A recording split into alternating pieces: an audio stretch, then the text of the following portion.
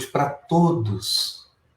Eu me sinto muito honrado em atender a esse convite, porque esse casal, o Ali e a Eliane, são um casal muito especial para mim. A primeira vez que eu estive em Orlando, eu me hospedei na casa deles, e desde então é sempre assim.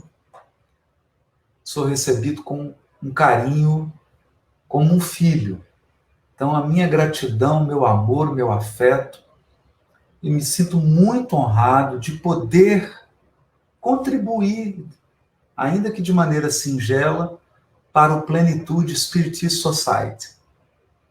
E desejo todas as luzes, todas as bênçãos para esse grupo, que ele possa representar um ponto de luz em Orlando e aí na Flórida, acolhendo, esclarecendo e consolando milhares de corações. A mensagem que a Eliane leu de abertura, ela define o tema da nossa reflexão da noite. Sobre essa mensagem, nós vamos fazer alguns comentários. Mas essa mensagem, ela toca em dois pontos, duas questões que são fundamentais. Primeiro, Deus, depois o ser humano. E aqui, nós precisamos voltar na codificação e estabelecer alguns pontos que nós consideramos que são alicerce.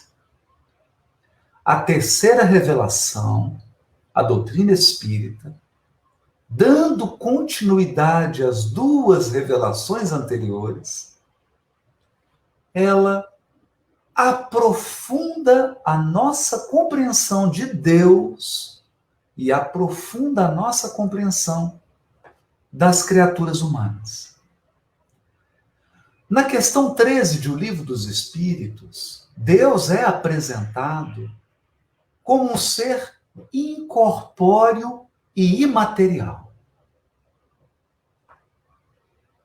Com o Espiritismo, nós aprendemos que Deus é a inteligência suprema e o amor supremo da criação, mas que ele não tem forma, ele não tem aparência, ele não é corpóreo e ele não é material.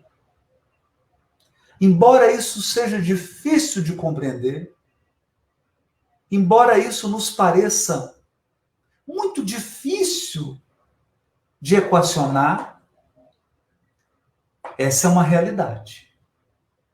Não podemos mais, nessa altura da evolução planetária, imaginar Deus como ele foi pintado na Capela Sistina por Michelangelo, como tendo a forma de um ancião, com braços, dedos,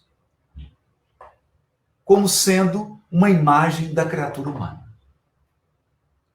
Nesse sentido, a doutrina espírita avança e, ao nos propor um avanço na compreensão de Deus, ela também nos propõe um avanço na nossa religiosidade. A religiosidade e a espiritualidade, depois do espiritismo, tem um progresso. Ela se amplia. Não mais um Deus que é um rei, um senhor feudal. Não mais um ancião sentado num trono e condenando criaturas e castigando criaturas.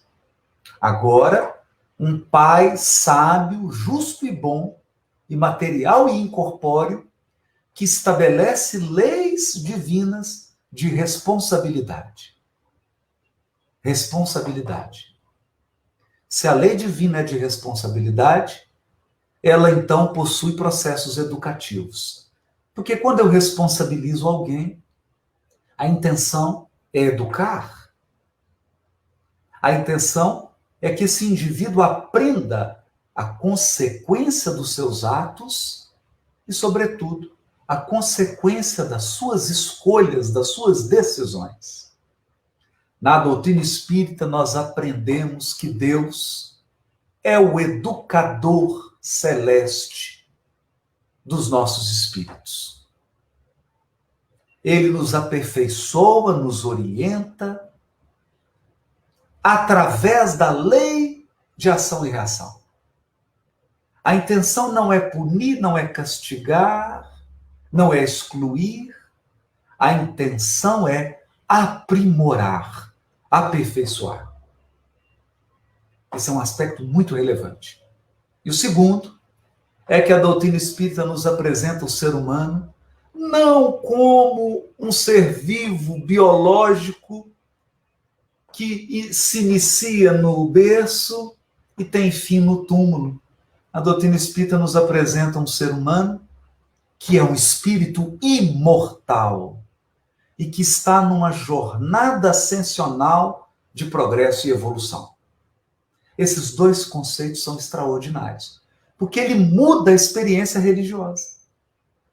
Nós, então, somos espíritos imortais, interagindo e relacionando com Deus, a fim de garantir o nosso progresso, o nosso aprimoramento, a fim de chegarmos ao nosso destino, que é a pureza espiritual e a felicidade suprema, ou, resumindo, a plenitude.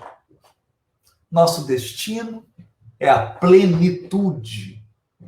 Mas para que algo se torne pleno, é necessário que esse algo se desenvolva. Uma semente, para se tornar plena, precisa germinar, precisa crescer, precisa se tornar forte, precisa dar flor, folhas e frutos. É um processo gradativo. Tudo isso tem um espírito de sequência. Tudo isso demanda tempo, demanda esforço. Nós não podemos imaginar um espírito puro como uma obra de um estalar de dedos, como uma obra de mágica.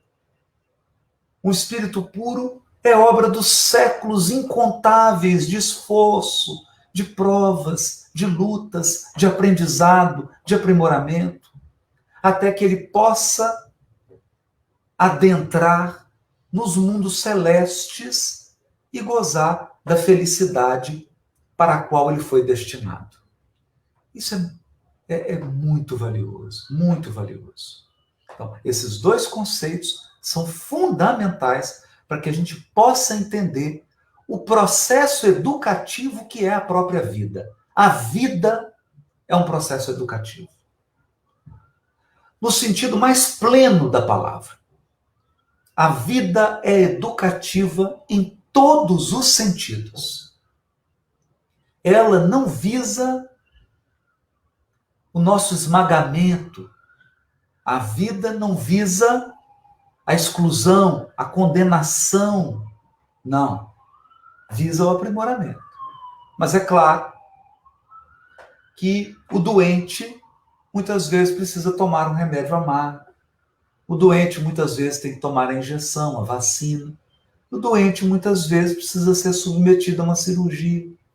Portanto, a vida também, nos seus aspectos educativos, possui as suas cirurgias, possui as suas intervenções para extirpar as imperfeições, as impurezas. E isso, claro, envolve a dor.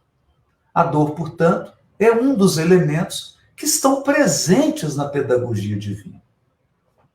Esse é um ponto fundamental para que a gente saia daquela concepção de um Deus vingativo, de um Deus que castiga, de um Deus que persegue, de um Deus que fica condenando e vigiando e comparando. Não, não, não. Deus é o Criador amoroso, infinitamente sábio, infinitamente bom, que acompanha a nossa evolução e que nos fornece todos os elementos necessários ao aprimoramento espiritual. Outro conceito fundamental que está na mensagem de Emmanuel e que peço licença para ler aqui, 2 trechos da codificação, é o conceito de fluido cósmico. A doutrina espírita nos ensina que há 3 elementos no universo: Deus, o Criador de todas as coisas, o Criador inimitável, a inteligência suprema. Temos o Espírito, que são as inteligências relativas, as inteligências divinas, criadas por Deus e herdeiras de Deus, nós veremos isso. Emmanuel diz assim: também o Espírito traz o gene da divindade. Nós temos o DNA de Deus. Nós temos o DNA de Deus. Nós também somos co-criadores em plano menor. Nós também somos imagem e semelhança do Criador. Nós temos potenciais divinos, adormecidos, esperando a obra do tempo para que esses potenciais possam se expressar.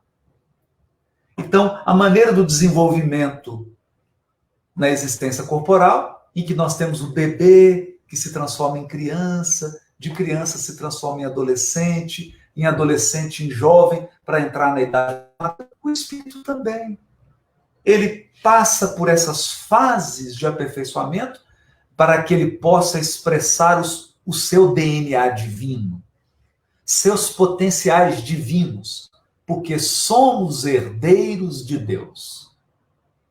Nós nunca devemos perder isso de vista.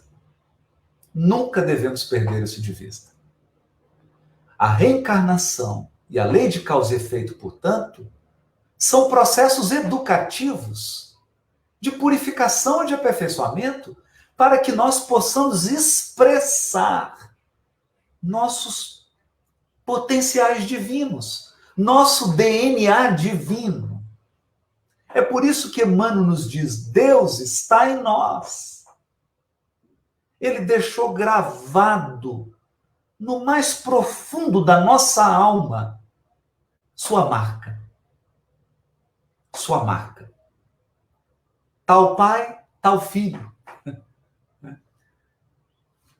Nós, filhos de Deus, filhos e filhas, né?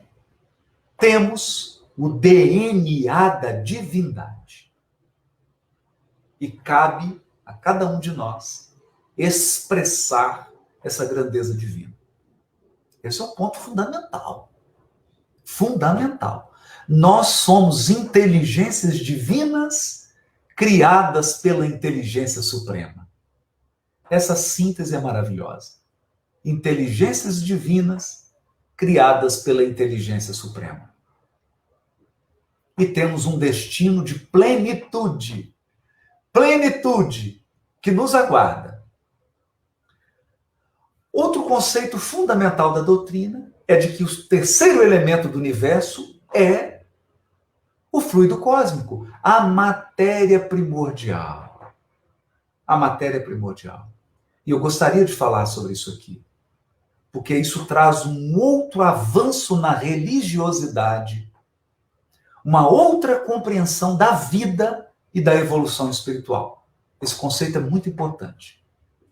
No capítulo 4 da segunda parte do Livro dos Médiuns, especificamente no item 75, Kardec faz algumas considerações sobre o fluido cósmico.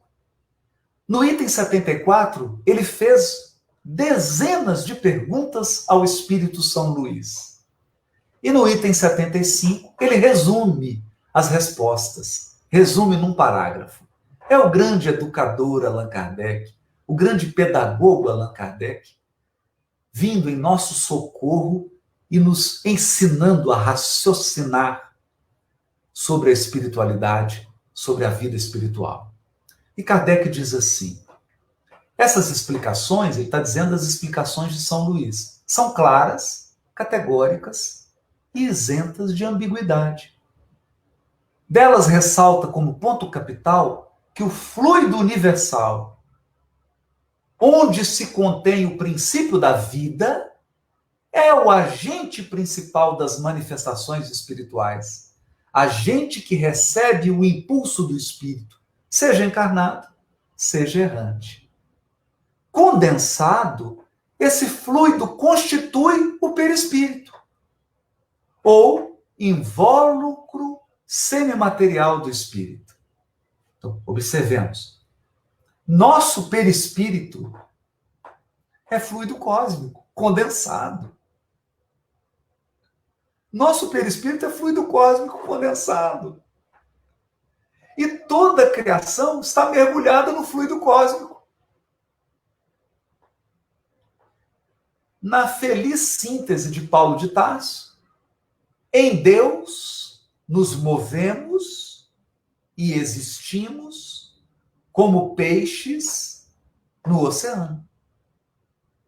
O fluido cósmico é o grande oceano e tudo e todos está mergulhado nesse fluido, como pedras, plantas e peixes estão mergulhados no mar. Nós estamos mergulhados. Por isso que Emmanuel diz, estamos em Deus, tanto quanto Deus está em nós. Deus está em nós porque nós temos o DNA de Deus, o gene da divindade, como diz Emmanuel. E nós estamos em Deus porque estamos mergulhados no fluido cósmico. O nosso perispírito é fluido cósmico. Encarnado este, se o espírito estiver encarnado, o perispírito se acha unido à matéria do corpo. Estando o espírito na erraticidade, ele se encontra livre. Quando o espírito está encarnado, a substância do perispírito se acha mais ou menos ligada, mais ou menos aderente, e assim nos podemos exprimir no corpo físico. Então, olha que interessante. E ele diz mais. E o Kardec vai dizer aqui que esse fluido condensado, que é o perispírito, que ele é fluido cósmico condensado, ele emite, ele emana. Esse fluido não fica preso, ele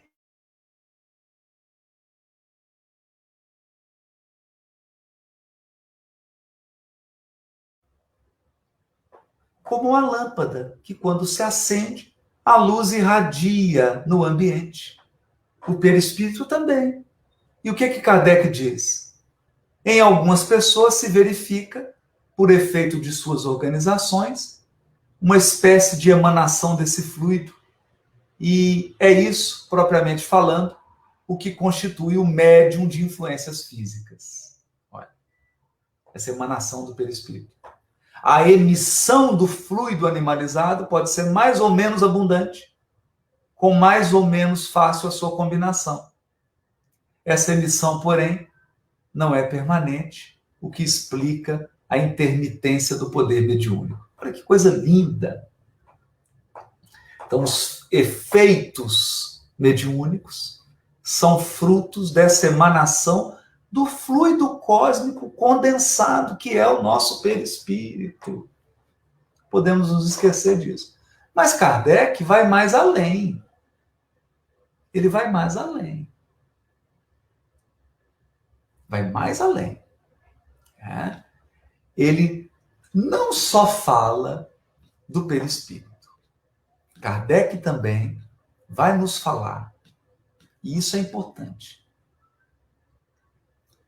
do pensamento. Do pensamento. Ele diz assim, vou pegando aqui, está no livro Obras Póstumas, no item intitulado Fotografia do Pensamento. Kardec diz assim, a fotografia e a telegrafia do pensamento são questões até agora pouco explanadas. E aí ele começa a desenvolver o raciocínio dele. E ele diz assim, com efeito, Poder-se-ia, logicamente, falar de fotografia e de telegrafia do pensamento, antes de estar demonstrada a existência da alma, que manobra os elementos fluídicos e a dos fluidos que permitem se estabeleçam relações entre duas almas distintas. Ainda hoje, talvez, mal começamos a estar suficientemente esclarecidos para a elaboração de tão vastos problemas. Entretanto, não se acharão deslocadas aqui algumas considerações de natureza a preparar as bases para um estudo mais complexo. E aí ele começa a falar do pensamento, e eu quero separar uma parte em que ele fala exatamente, usando uma analogia, de quê? Olha que interessante isso aqui.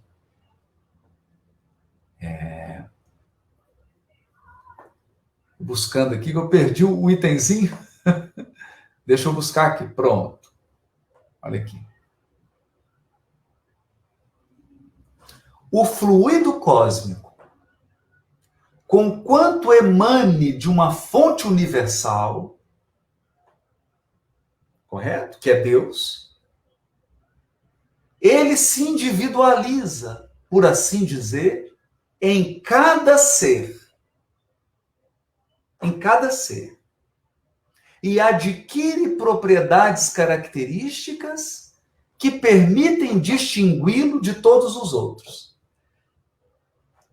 Nem mesmo a morte apaga esses caracteres de individualização, que persistem por longos anos.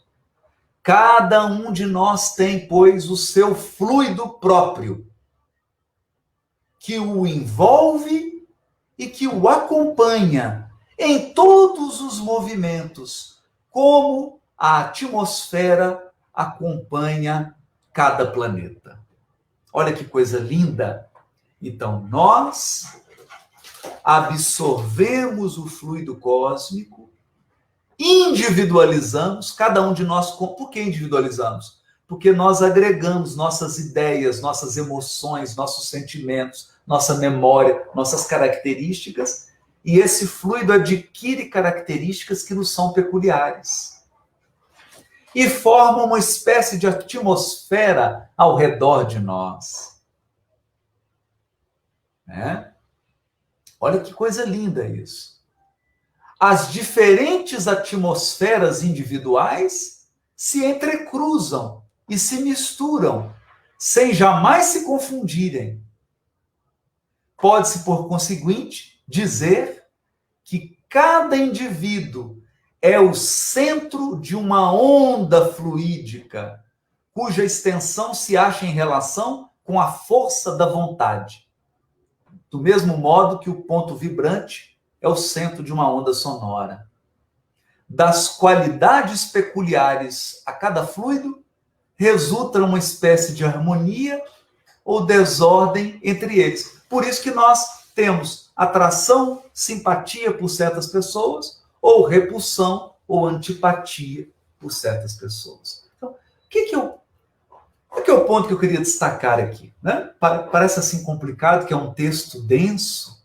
O ponto aqui é o seguinte: nosso perispírito, nosso pensamento, esse fluido que é a nossa atmosfera psíquica, é feita de fluido cósmico. Por isso que Deus é onisciente. Por isso que Deus é onisciente. Porque nós somos peixes nadando no oceano.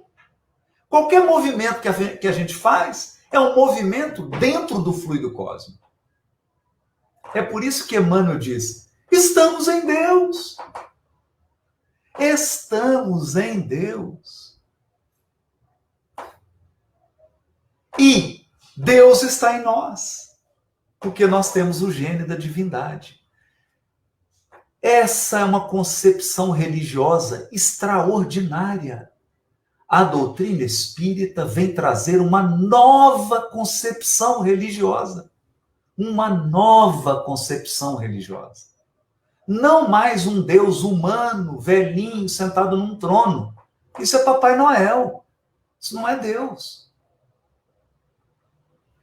Deus é uma inteligência que possui um fluido universal e todos nós estamos mergulhados nesse fluido e nosso perispírito é feito desse fluido e toda a matéria é esse fluido condensado. É esse fluido condensado. Né? Então, isso é espetacular. E há uma frase no próprio Livro dos Médiuns. O Livro dos Médiuns tem uma formulação extraordinária. No item 74, nesse capítulo 4 aqui da segunda parte do Livro dos Médiuns, que o Kardec faz uma pergunta a São Luís. Ele pergunta assim: em que estado o fluido universal se nos apresenta na sua maior simplicidade? Ou seja, sem estar condensado, na sua maior pureza, na sua maior simplicidade.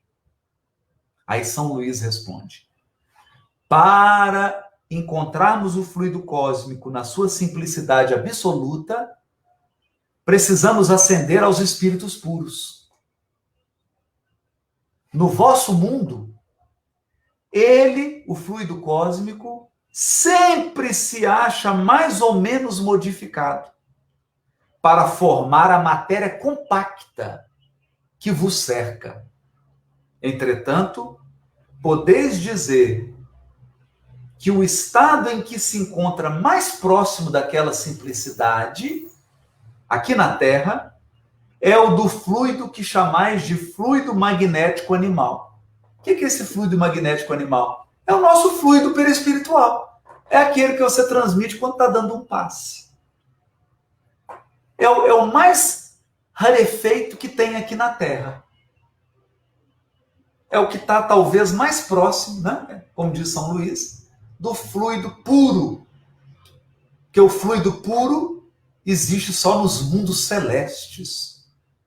E só tem acesso a ele os espíritos puros. Então, que imagem maravilhosa. Agora sim. Agora nós podemos ir para a mensagem de Emmanuel. Porque agora nós temos a compreensão espírita de Deus, do Espírito, da criação divina, da matéria e da evolução espiritual. É ou não é uma nova religiosidade no mundo? Com certeza. Com certeza. Não tem nada parecido com isso. Nada.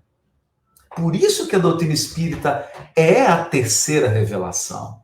É o consolador prometido. E Emmanuel diz assim: também o Espírito traz consigo o gene da divindade. Nós somos deuses com D minúsculo. Deus está em nós, quanto estamos em Deus. Estamos em Deus, porque nós estamos dentro do fluido cósmico. Não existe fora do fluido cósmico. A criação infinita está mergulhada no fluido cósmico. Não existe fora. Por isso que nós estamos em Deus. Porque o fluido cósmico, como diz André Luiz, é o hálito de Deus, é a respiração de Deus. Mas, para que a luz divina se destaque da treva humana, olha isso, nós temos uma luz divina em nós. Que luz divina é essa? Os potenciais que Deus colocou em nossa consciência. No nosso eu profundo. Nossos potenciais divinos. É a luz divina em nós. E além disso, Deus se manifesta na nossa consciência, no nosso eu profundo. Mas para que essa luz divina se destaque da treva humana, o que é a treva humana? O egoísmo, o orgulho. Egoísmo e orgulho, que são construções humanas, são excessos humanos, que geram violência, injustiça, sofrimento, exclusão, desigualdade, preconceito, todos os males do mundo. Males morais. Males morais. Todos os males morais são gerados pela ignorância, egoísmo e orgulho. Então, como fazer para que o nosso DNA divino se manifeste?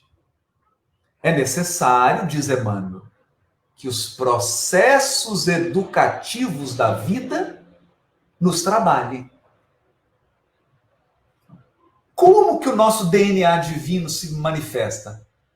Através das lutas da vida, através dos processos educativos da vida.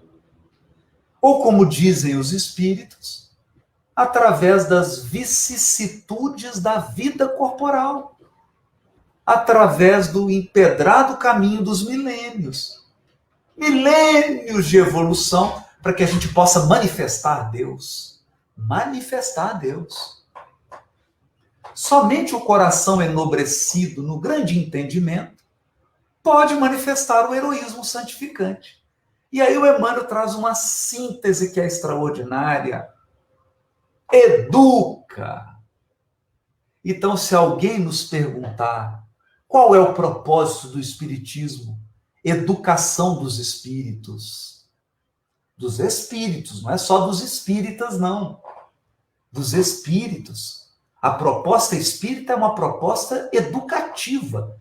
Educativa moral. Educação moral. Proposta educativa. Esse é o propósito da religiosidade e da espiritualidade propostas pelo Espiritismo. Educação moral. Diz Emmanuel, educa e transformarás a irracionalidade em inteligência. Porque foi através dos processos educativos da vida que nós saímos da animalidade e nos tornamos seres humanos. Mas é educando a inteligência que nós vamos transformá-la em humanidade. Nós, por enquanto, somos inteligentes, mas não somos ainda humanos. É só olhar as guerras, o preconceito, a desigualdade, a maldade, o crime. Nós estamos evoluindo para nos tornarmos humanos, criaturas verdadeiramente humanas. E educando a humanidade, nós alcançaremos a angelitude. Então, tem degraus aqui.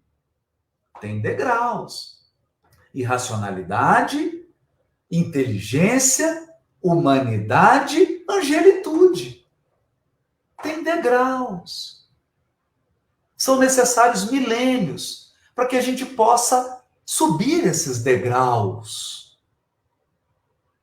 Educa e edificarás o paraíso na terra. Então, qual que é a resposta da doutrina espírita para os males do mundo? Educação moral. Essa é a resposta. Educação moral. Não tem outra. Não tem outra.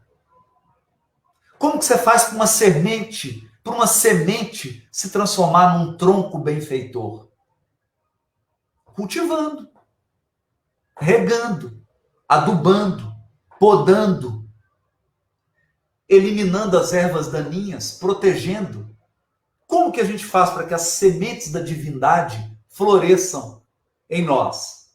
Educando o sentimento e a inteligência. As duas asas, a sabedoria e o amor, educando. Se sabemos que o Senhor habita em nós, aperfeiçoemos a nossa vida a fim de manifestá-lo. Então, para que nós possamos manifestar Deus, é preciso aperfeiçoar a nossa vida. E vida é feita de hábito, de comportamento, de atitude, de conduta. Nós precisamos aperfeiçoar nossa conduta para manifestar Deus. Essa é a proposta máxima da doutrina espírita. É por isso que nós estamos nessa escola abençoada. É por isso que nós encarnamos e reencarnamos, para que os processos educativos da vida nos trabalhem por dentro e permitam que nossas sementes divinas, que o nosso DNA divino se expresse e se manifeste. Gratidão pela paciência de todos. Agora vamos passar para a interação, que é sempre tão boa, tão construtiva. E aí eu devolvo a palavra aos meus anfitriões queridos, Eliane e Alex.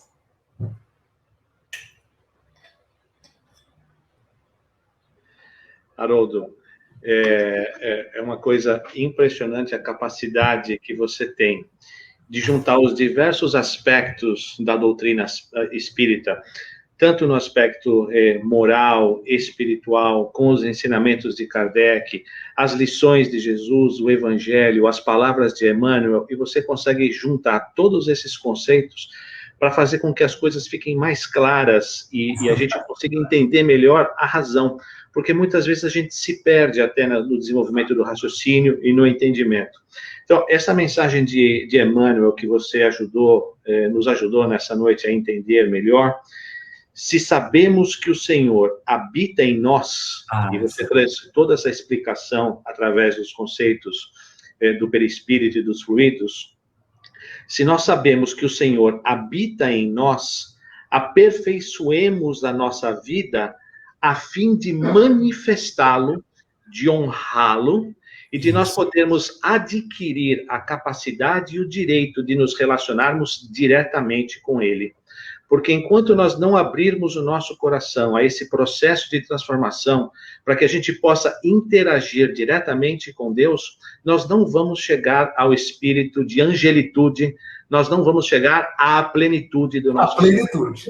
Exatamente, exatamente. E para isso, Alex, a gente vai ter que passar pelo Plenitude Spiritist Society para chegar à plenitude. Olha, depois eu mando o seu cachê da nossa propaganda. Muito obrigado, viu? Nós estamos aqui, por incrível que pareça, nós estamos com a casa, mesmo com toda a limitação de espaço devido à pandemia, nós estamos aqui com a casa cheia, no máximo da nossa capacidade. Nós temos algumas perguntas. A Cibele, por exemplo, colocou essa pergunta para você. Ótima. Os animais, as pedras, as plantas também possuem um fluido cósmico. Sendo assim, são parte da divindade. Como você enxerga a necessidade cultural do homem em se alimentar dos animais, gerando tanto sofrimento e angústia a eles no momento da morte? Seria isso um processo natural? Bom, Alex, eu pedi para você deixar essa pergunta aí na tela. Eu vou deixar. Eu vou só fazer alguns ajustezinhos. Então, vamos lá. As pedras não possuem fluido cósmico, elas são fluido cósmico. Ok. Então, porque a matéria é o fluido cósmico condensado. Todos os elementos da tabela periódica são fluido cósmico condensado. É importante de entender isso. Ok. Tudo que existe, que não é Deus e que não é Espírito, é fluido cósmico. Tudo. Bom, outra coisa. As plantas e os animais têm princípios inteligentes que estão em evolução. Estão em evolução. Os princípios inteligentes começam lá no átomo, não é? Está no Livro dos Espíritos, 924. Do átomo ao arcanjo. O princípio inteligente começa no átomo, vai evoluindo, evoluindo, passa para a planta, vai evoluindo, evoluindo, passa para os animais, vai evoluindo, se torna Homo sapiens, se torna espécie humana, continua evoluindo, evoluindo, evoluindo e se torna anjo. Então, é um processo evolutivo. Agora, vamos entender uma coisa. A evolução é feita em degraus. Então, qual que é o primeiro degrau? Mundo primitivo. Segundo degrau, mundo de expiação e prova. Então nós não podemos nos assustar com esse tipo de alimentação aqui. Porque nós estamos num mundo grosseiro, nós estamos no segundo degrau. Não dá para esperar aqui no segundo degrau condições de vida de um mundo celeste. Então nós temos que ir com calma. Temos que ir com calma. O que vai acontecer? À medida que nós formos avançando, nós vamos depurando os nossos processos de alimentação. Com o tempo. Nós já temos encarnados que já estão mais adiante nesse processo. Já não se alimentam mais da carne, já estão trabalhando isso. Então vamos com calma. Evolução é degrau a degrau, degrau a degrau. E todos nós, claro, nós não atingiremos o estado de espíritos puros. Quando atingimos essa condição, nem alimentar mais nós vamos. Nos processos que a gente conhece. Nem alimentar. A gente lembra do livro Nosso Lar, onde eles aprendem a se alimentar pela respiração. Isso é um fato, é uma realidade. Então, nós não podemos precipitar. Evolução não é um processo precipitado. É um processo gradativo. Por isso que nós não podemos agir com violência, nem julgar, nem condenar quem está nesse ou naquele degrau da evolução. Tem que compreender isso. Não é? Então, exigir que o jacaré coma sua planta, nós estamos invertendo a evolução. Não tem como, né? Gradativo. Nós temos uma outra pergunta aqui da Renata, que diz: podemos ver a centelha divina como o nosso potencial divino? E devemos lembrá-la dela para que deixemos de agir como vítimas ou crianças mimadas perante a Deus e pedir ajuda aos outros, e de não dar-nos por nós mesmos, quando já estamos no momento que precisamos nos sentir como parte de Deus, e não ter medo de mudar para poder co-criar? Exatamente, Renato. Acho que você resumiu aí bem, né? Nós agora, a humanidade está atingindo um estágio de maturidade, porque nós estamos na transição. Nós estamos começando a ingressar, porque nós estamos no auge da transição planetária, não é isso? Então, o próximo passo agora é o quê? Ingressarmos no mundo de regeneração. No mundo de regeneração, as criaturas se reconhecem como templo de Deus. Isso é porque essa mensagem do Emmanuel, ele está comentando a carta aos Coríntios, capítulo 3, versículo 16. Não sabeis vós que sois o templo de Deus e que o Espírito de Deus habita em vós? Então, chegou a hora de nós aprendermos isso, embora Paulo tenha escrito isso há 2000 anos atrás. Há 2000 anos atrás. Mas agora nós temos condição de entender. Exatamente. Somos filhos de Deus. E aí é aquela frase que o Alex leu. O que nos falta agora? Aperfeiçoarmos nossa vida. Para quê? Para manifestarmos Deus. Para manifestarmos. Porque o espelho sujo de lama não consegue refletir a luz.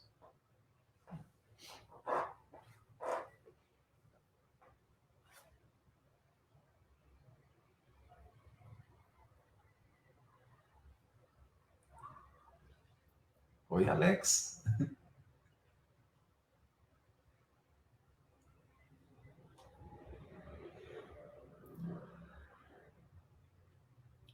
Eu acho que... voltou. Deu um probleminha com o vídeo. Não, foi realmente um estudo maravilhoso, foi um negócio assim, fantástico. Apareceu mais um comment aqui. Diz aqui, a Sibeli de novo. Você comentou sobre educação moral. Essa palavra moral tem sido muito questionada, pois se confunde com os aspectos culturais. Poderia explicar? Sibeli, olha, nós estamos aqui numa reflexão espírita. quando nós dizemos a palavra moral, não pode haver dúvida. Quando nós dizemos a palavra moral, nós estamos falando da terceira parte do Livro dos Espíritos, das leis morais. Né? Então, eu até compreendo que a sociologia possa usar a palavra moral num sentido, a filosofia pode usar a palavra moral num outro sentido, as neurociências podem usar a palavra no sentido, mas quando nós falamos a palavra moral, nós estamos falando da terceira parte do Livro dos Espíritos. E mais, Sibeli, Allan Kardec escreveu um livro inteiro para comentar a terceira parte do Livro dos Espíritos. Que livro foi esse? O Evangelho segundo o Espiritismo. Então, quando nós espíritas pronunciamos a palavra moral, entenda-se, terceira parte do Livro dos Espíritos e Evangelho segundo o Espiritismo. Isso não pode ter dúvida. Né? Então, tem dúvidas em outros ambientes. Então, se eu estou numa universidade, se eu estou num congresso, se eu estou num outro ambiente, tem dúvida. Mas quando nós estamos aqui no contexto espírita, isso tem que ficar muito claro. Obrigado por você ter alertado por isso aí, né? Porque realmente é uma dúvida, mas aqui, moral para nós é terceira parte do Livro dos Espíritos, Evangelho segundo o Espiritismo. Excelente, Haroldo. Olha, mais uma vez, meu amigo, muito, muito obrigado pela sua contribuição.